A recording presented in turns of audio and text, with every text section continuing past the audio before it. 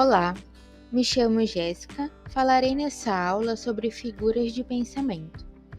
As figuras de pensamento são uma categoria dentro das figuras de linguagem e servem para enfatizar ideias, gerar uma comunicação mais expressiva, com efeitos de intensidade, e deixar a comunicação mais clara de acordo com a intenção do falante.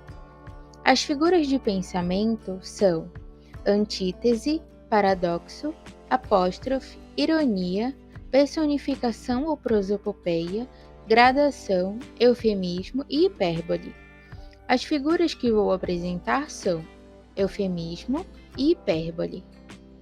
Você já ouviu falar de eufemismo?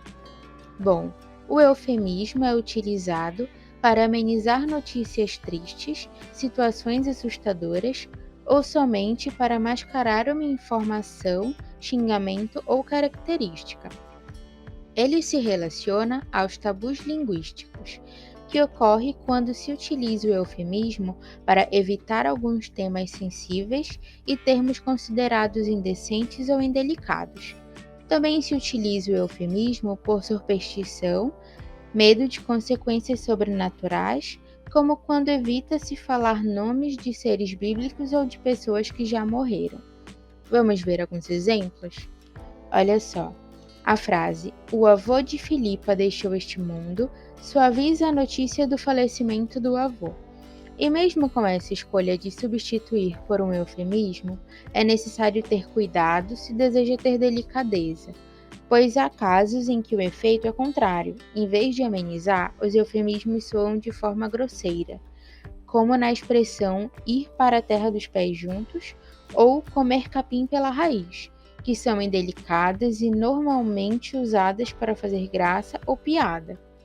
Outro exemplo é a frase "Bernardo faltou com a verdade", que quer dizer indiretamente que Bernardo mentiu. E na frase "O cantor está na melhor idade", se pretende dizer que o cantor está velho. No caso do eufemismo para evitar consequências sobrenaturais, um exemplo seria evitar dizer nomes como diabo, demônio ou satanás, e no lugar desses, dizer diacho, demo ou coisa ruim, entre outros. Certo, acabamos de conhecer o eufemismo, mas e a hipérbole, você já conhece? A hipérbole, diferentemente do eufemismo, utiliza o exagero de forma intencional para intensificar, seja aumentando ou diminuindo até que deixe de ser provável aquilo que se diz. É uma figura de pensamento muito comum em falas do cotidiano, pois como instrumento comunicativo serve para transmitir melhor as ideias conforme foram pensadas e sentidas pelo falante. A hipérbole é o tipo de expressão que vai além da credibilidade, pois não tem intenção de enganar ninguém. Os exageros costumam ser improváveis, inacreditáveis, para que o ouvinte note na mesma hora que é só um modo de falar, não são circunstâncias literais. Como as hipérboles estão muito presentes na linguagem informal, é comum vê-las em anúncios, propagandas publicitárias, obras literárias, artísticas, em músicas, poesias e filmes. Vejamos alguns exemplos. Ao dizer que tal filme demorou um século para entrar em cartaz, a intenção é deixar clara a opinião de que demorou tempo demais, já que a espera de um século é exagerada e improvável. Outro exemplo: o computador travou milhões de vezes ontem. A quantidade de milhões de vezes é praticamente impossível, mas enfatiza que o computador travou diversas vezes. Na frase "Cláudia morreu de rir enquanto assistia ao filme", podemos entender que Cláudia riu bastante, mas sabemos que ela não morreu, porque morrer simplesmente porque riu é algo pouco provável de acontecer. Vejamos outros exemplos. Nossa, essa cadeira pesa 1 tonelada. A menos que se trate de uma cadeira realmente incomum e muito maior que o normal, é inacreditável que uma cadeira pese 1 tonelada. E a forma como se diz isto apresenta sinais de que não se trata de um caso incomum, mas de um exagero a respeito do peso da cadeira. Levei anos para chegar aqui. Esse tipo de expressão é bastante comum no dia a dia. Costumamos exagerar constantemente sobre tempo, demoras, etc. Assim como vimos no primeiro exemplo.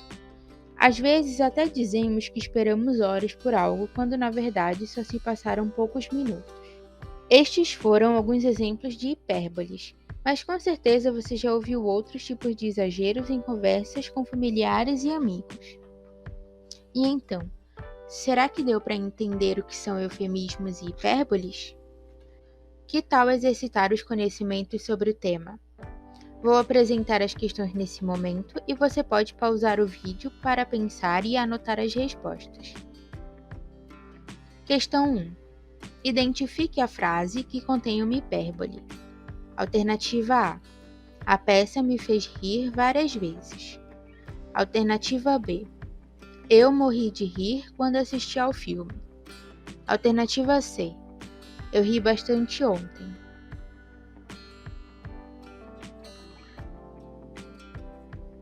A alternativa que contém hipérbole é a B. O falante claramente não morreu de rir, pois está vivo, e morrer por conta do riso é uma circunstância improvável. Questão 2. Identifique a frase que contém um eufemismo. Alternativa A. Sua vizinha está cheinha. Alternativa B. Martina está gorda. Alternativa C.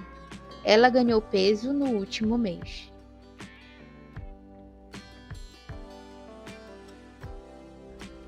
A alternativa que contém um eufemismo é a A. Nesta alternativa, podemos notar claramente uma tentativa de suavizar, mas a alternativa C, em certos contextos, também pode ser interpretada como eufemismo.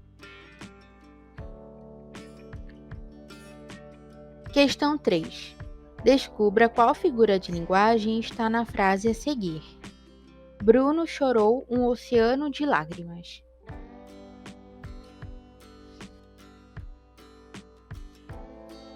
A figura de pensamento presente na frase é uma hipérbole. Há o exagero na expressão oceano de lágrimas, visto a impossibilidade de chorar a quantidade de líquido equivalente a um oceano. Então é isso.